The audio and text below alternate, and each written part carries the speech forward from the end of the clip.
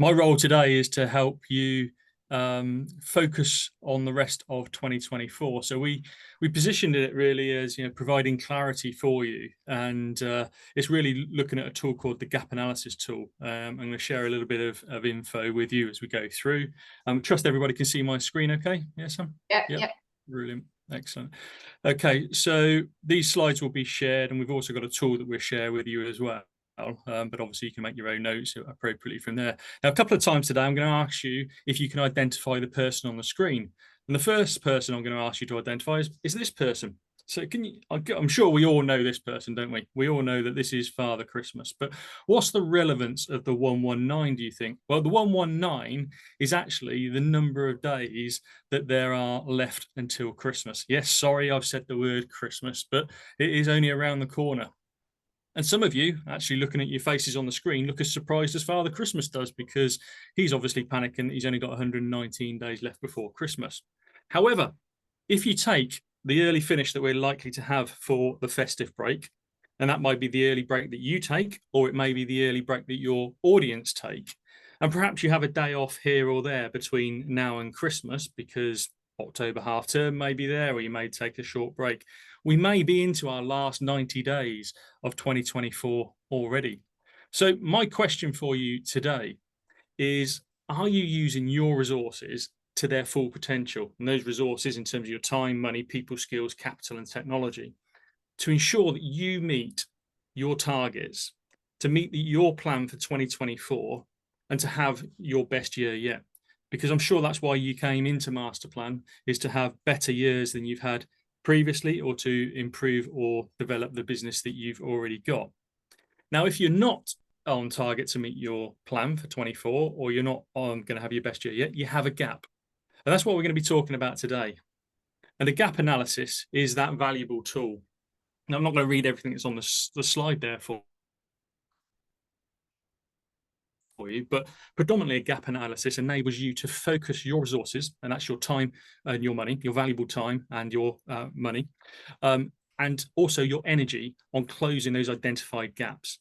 And you're looking at yourself in two states, which I'll come on to in a moment, where you want to be and where you're going to get to. And as I say at the bottom there, as an example, it's not enough to know that you didn't hit your sales goal. You also need to know why and develop a plan to fix it.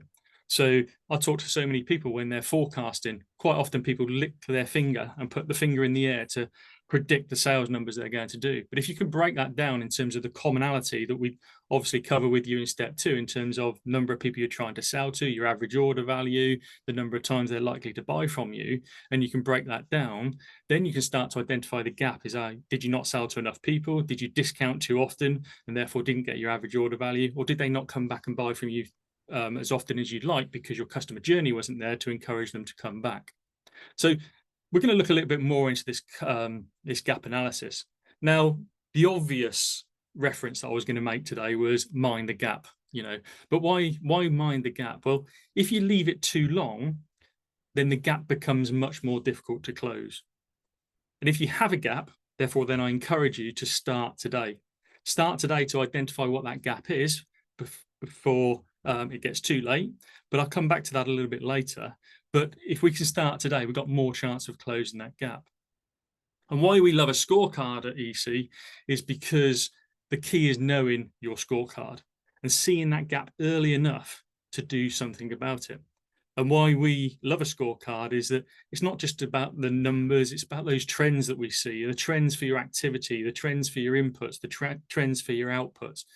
Too many businesses that I've worked with over the years of coaching and mentoring only measure their outputs.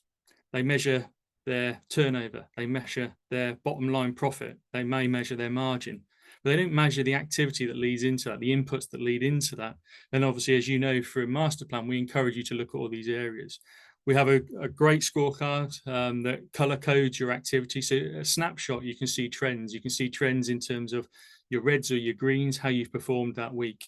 You can see how your trends feed through your lead cycle, for example. So you may be really up on the number of quotes you've given this week, but actually you've not hit your revenue. But that feeds through in 2-3 weeks time, or 2-3 months time. So again, fantastic tool to identify where your gaps may be coming and to actually help you early enough to spot the changes that you need to make in your business. Now, as we look through this gap from this historic castle, we can't really see a lot. But actually, if we get closer, what do we see? Well, what we see is a broader picture. We see greater perspective across the horizon that we're trying to aim for.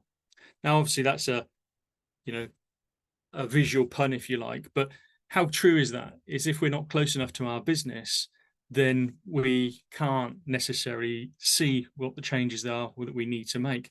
And we stay on the hamster wheel. We stay on the hamster wheel, running and running and running, trying to achieve something different, but obviously not finding difference, because if we always do what we've always done, we always get what we've always got, unless we're really lucky. Now, where can a gap analysis be done in your business? Now, you might be looking at your strategy, analysing that where you chose to go with your strategic plan hasn't quite been the right direction for your business.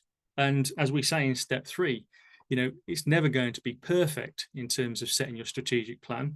It's basically taking the direction for the pathway for the business that you want. And we have to keep that fluid, we have to keep that live. It could be a performance gap in your business, and hence your scorecard. It may be your numbers, it may be individuals. There may be a market gap. You may have your profit gap in terms of your numbers. There may be a personnel gap in terms of or there may be gaps in your processes in terms of maybe your prospect journey, your customer journey, or your delivery of your promise. And as we talk about in the business model canvas in step 1 and step 3, is that the business model canvas has 2 elements to it, really, in terms of, one, how you attract the customers that you wish, and secondly, how you deliver your promise with the resources internally or externally to you.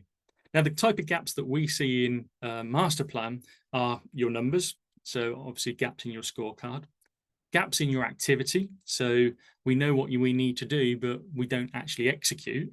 Sometimes we can be the best planners in the world and plan, but don't actually get to the execution line. That may then impact on a gap being in our outcomes. And again, we can measure that through other elements of our scorecard that aren't just around the numbers. The plan, as I mentioned, there may be a gap. There may be a gap in your 100% with your team, which you'll cover in step 4, in terms of you've identified what that gap, what that 100% looks like, but are they performing to that gap? And that helps you in step 4 when we're doing your team scores, we're doing their skill and will measurement to say, okay, well, where are they now, or where should they be? So again, different ways that we can use the gap analysis in our business, not just a financial management tool. So what is your gap? Where is it? Where do you want to be? Where do you need to end up? Whether that's at the end of 24, whether that's at the end of next month. And a gap analysis is really your quarterly review, if you like. The second element is to establish where you are now. Honestly, be honest with yourself and have that reflection moment and say, where are we now? We've got tools to help us measure, but again, there may be some softer areas that we need to reflect on, whether that's our behaviors, our habits that we've created in the business. Well, what we want to do is we want to define that ideal future state by being specific in terms of what we're trying to achieve. And that's what we look to help you as coaches in Master Plan. Then to assess your current performance and your processes in terms of where you are. And then that enables you to identify and analyze the gaps that you have between that current state and your desired state. And once we know what the gap is, then we can create a plan. We can start to create a plan then that enables us to close that gap. And what we will do later with when we circulate the slides and the meeting recording is we'll attach this for you. It's very simple. Apologies, it's not fully Master Plan branded, but we wanted to keep it straightforward in terms of focusing on 2 key areas that we look at from a Master Plan perspective.